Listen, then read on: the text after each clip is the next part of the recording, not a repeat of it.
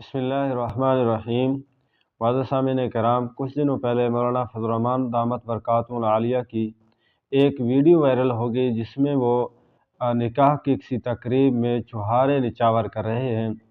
तो पाकिस्तान का वो तबका जो अक़ल से भी आरी है और दीन से भी बेजार हैं, उन्होंने उस वीडियो को वायरल कर दिया और लिखना शुरू कर दिया कि मौलाना फज़लुर रहमान साहब इतने बड़े आलिम दीन होकर किस तरह रिज़्क़ की गुस्ताखी कर रहे हैं।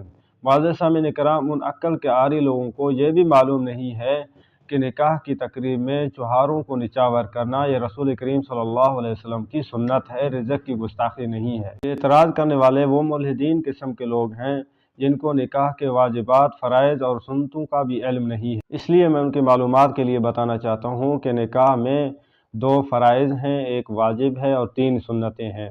2 फ़राइज़ ये है कि ईजाब और कबूल, एक फ़र्ज़ ये है, और 2 गवाह मौजूद हों, ये दूसरा फ़र्ज़ है। और वाजिब ये है कि हक़ मार को मुकर्रर करना, ये वाजिब है।